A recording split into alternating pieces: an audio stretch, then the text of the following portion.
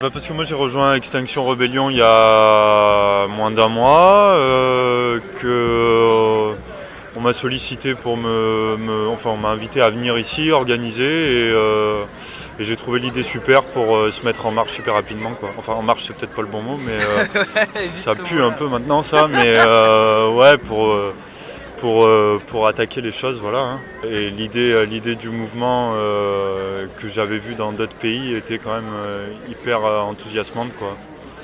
Donc ça m'a donné plein d'énergie pour venir. Ouais.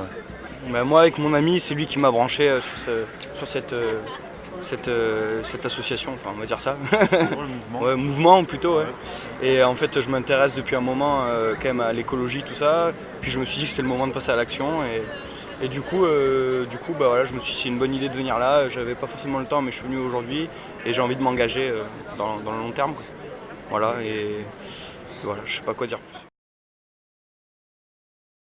Bah, leur impact, on voit bien qu'il est mineur, comparé à l'enjeu, comparé aux demandes. Ce qu'on remarque aussi, et ce qui est quand même un gros problème, c'est que l'État n'attend que la violence pour agir. Alors que bon, bah, finalement, en plus, on reçoit pas grand-chose, quoi. Mais ça a quand même trop peu d'impact, quoi. Même si ça soulève quand même des foules. On l'a vu avec les jeunes, les lycéens là, mais c'est pas assez, quoi. Clairement, comparé aux enjeux, c'est insuffisant. Moi, je pense que, pareil que mon collègue, que les manifestations, elles ont pas assez d'impact, que de toute façon, quoi qu'il se passe, le gouvernement ne nous entend pas. Qu'on soit des milliers dans la rue, même des millions, ils s'en foutent. On n'a pas encore été des millions, mais... Ouais, non, mais bon, ouais, espérer que ça vienne. Après, moi, je suis pour qu'on aille manifester dans les rues, tout ça, mais je pense que ça finit forcément par de la violence, parce qu'il y a un agacement aussi qui est récurrent, et à un moment donné aussi, on a l'impression de ne pas pouvoir se faire entendre s'il n'y a pas un peu de violence derrière ça. Alors moi, je ne prône pas la violence, mais je pense que c'est vrai que les manifestations aujourd'hui n'ont aucun impact. Du coup, il faut vraiment se lancer dans la désobéissance civile et dans plusieurs actions coup de poing, on va dire, où ça peut faire réagir les gens, et peut-être que ça va réussir à amener encore plus de gens dans la rue, et peut-être que si on arrive à être assez nombreux, ça pourra faire changer les choses. Mais pour l'instant, c'est pas le cas. Clairement, c'est quelque chose que du moins qui a peut-être pas été assez essayé, quoi. Mais se mettre en dehors du cadre légal, ouais, au bout d'un moment, il n'y a plus le choix, quoi.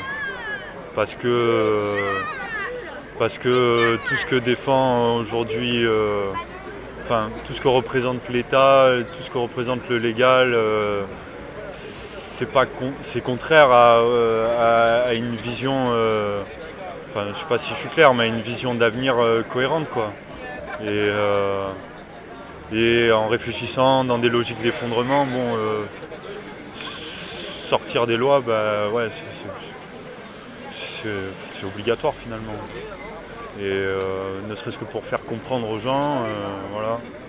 Après, faire de la prison, bah, si c'est jusque-là qu'il faut en passer, bah, on en passera par là. On est dans un système qui fait que toutes les lois sont là pour nous contraindre, comment dire. Ils sont pas là pour nous aider, pour nous faire avancer dans ce qu'on veut, quoi. En tout cas, c'est pas la même loi pour tout le monde, quoi. Ça, ouais. C'est clair. Voilà, si j'ai vu que là, Vincent Verza, de partager c'est sympa, risque 2 mois de prison, ou je sais plus, une lourde peine pour avoir décroché des tableaux. Filmé. Ouais. Filmer un décrochage. Voilà, filmer un décrochage de tableaux de Macron. Des mecs comme l'autre de Levallois-Perret, là, Balkany. Lui, ça reste tranquille encore. Donc voilà. En fait, les lois s'appliquent pas pareil à tout le monde.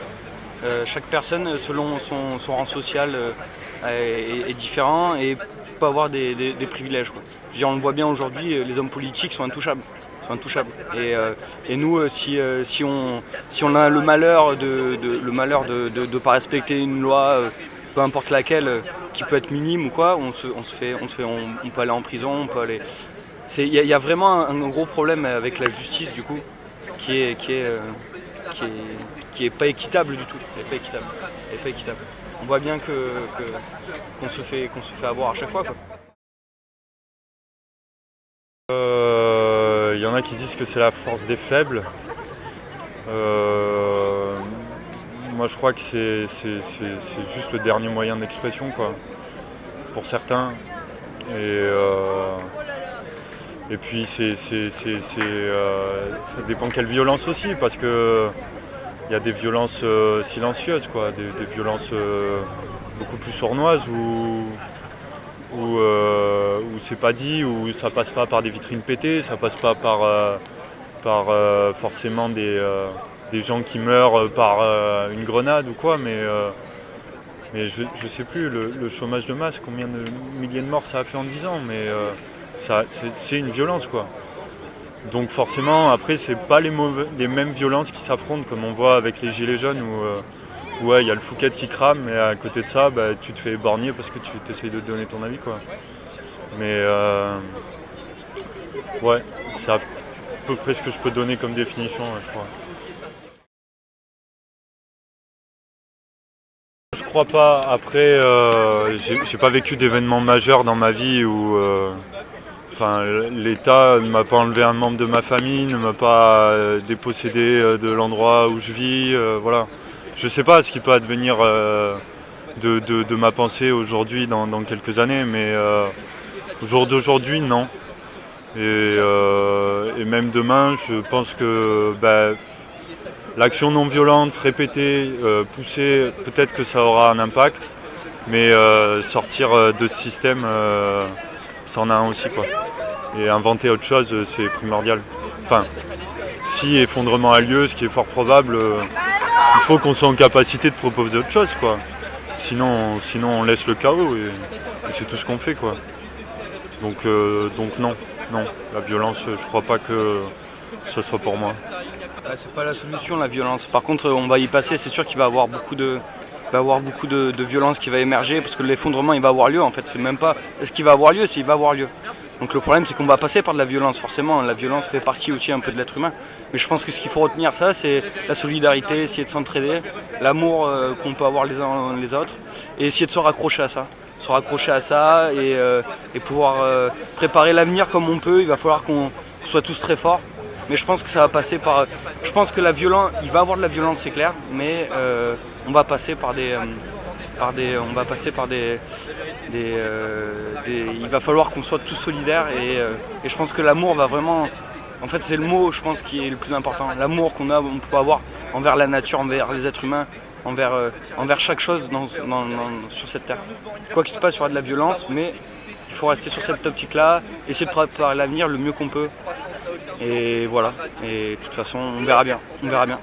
Mais je pense qu'il n'y a que l'amour qui pourra nous sauver, c'est un peu utopiste, mais je pense qu'il n'y a que ça.